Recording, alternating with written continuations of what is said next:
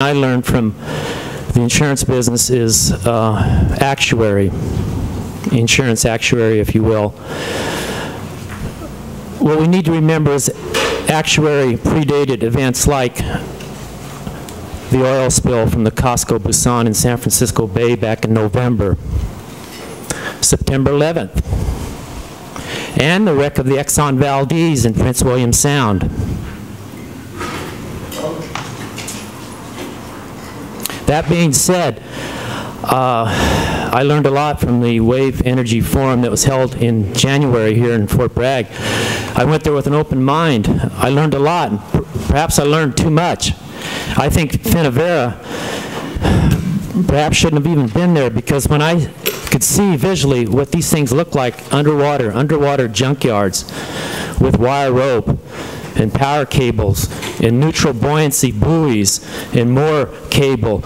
I haven't even seen the picture yet that's being passed around here, but you get the idea. This would be a tremendous obstruction to our gray whales who navigate here.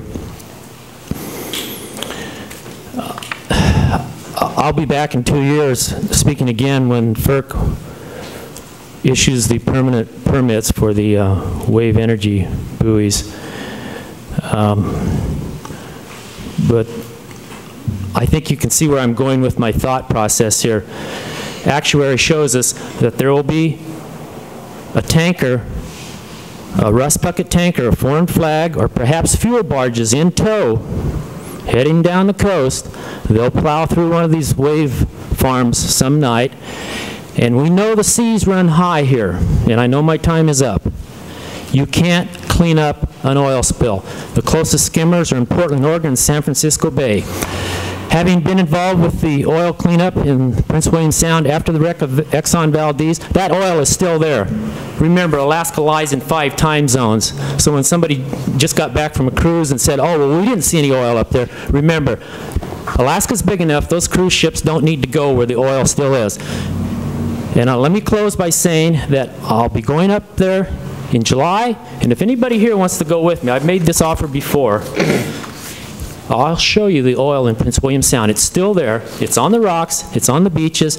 Dig down 2 or 3 feet in the gravel. There's asphalt. The oil is still there. You don't clean it up. No amount of money or effort on the part of man could have ever cleaned up what we experienced in Prince William Sound. And yes, it did ruin my livelihood. Thank you for your time. Thank you, Mr. Dick.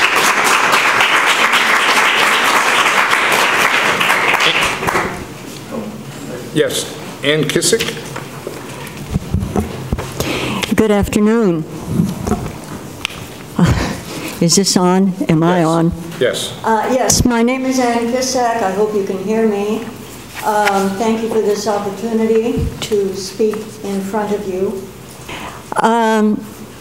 I don't think I have a lot to say. I will begin, however, by repeating something that other people have said, which I think needs to be reiterated, and that is that Mendocino County is being looked at as a colony to be exploited for its natural resources.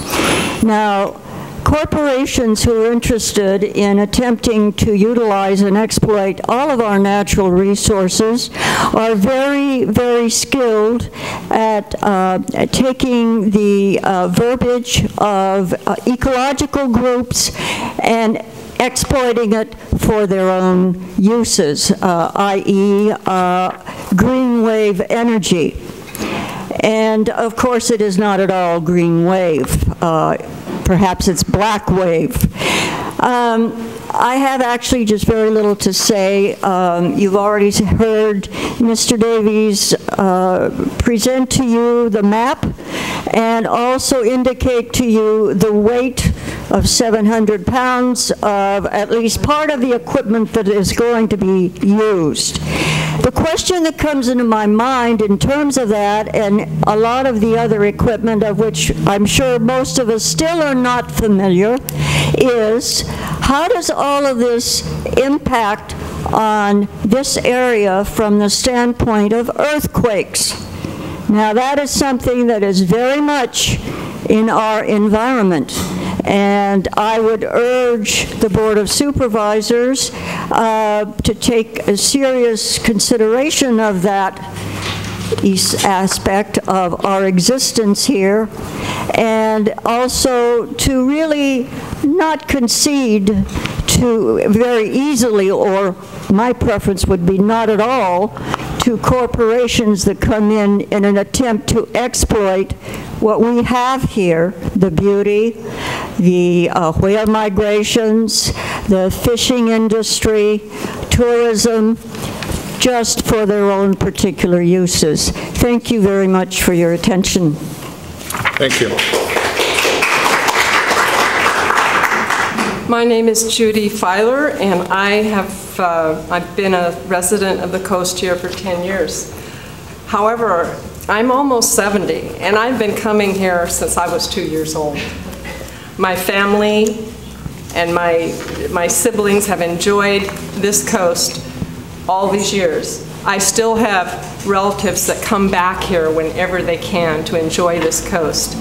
My point is that this ocean is not just for us, Mendocino County, or the residents of Fort Bragg. This is the western continental shelf for our whole country. And many people come here to enjoy this and see this beautiful ocean that is so relatively unspoiled on the North Coast. So I just want to emphasize that we are the stewards of this land and of this ocean, and we all must do our best to preserve what we have had here. Thank you very much. Thank you.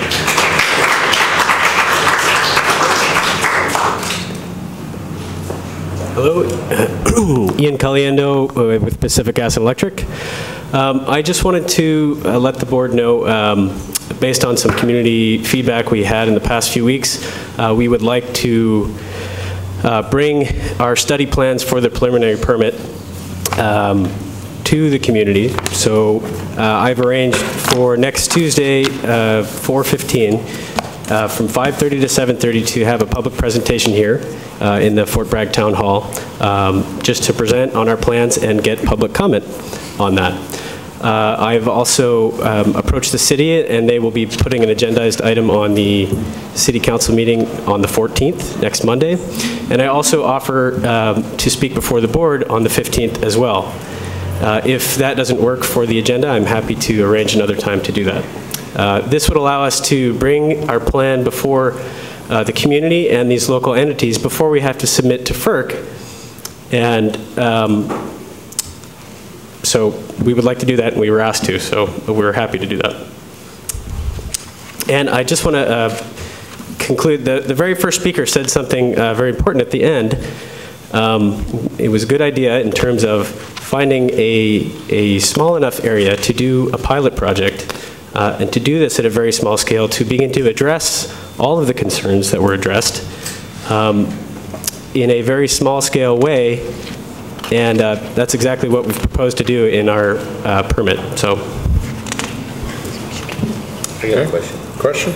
Is this experimental project, PG&E's, how is it, I mean, obviously it's funded by PG&E, but is it funded from the ratepayer side of the revenues? Yes, we've asked for it to be part of rate base as part of an emerging renewables program, which actually doesn't include just the wave energy, but other emerging technologies like next generation solar. Isn't there a process where people can protest that the ratepayers' money be going to a project that they don't support? I am not entirely aware of that. There's a Department of Ratepayer Advocates in the California Public Utilities Commission. They could probably answer that a little bit better than I could. Supervisor Smith. Thank you, Mr. Chairman. Mr. Caliendo, let's see if we can get this time nailed down, that you could do a presentation for the board, because my concern is that if it's not the 15th of April, which is our next meeting in Ukiah, because we wouldn't be able to attend the 4:15 meeting since our obligation is already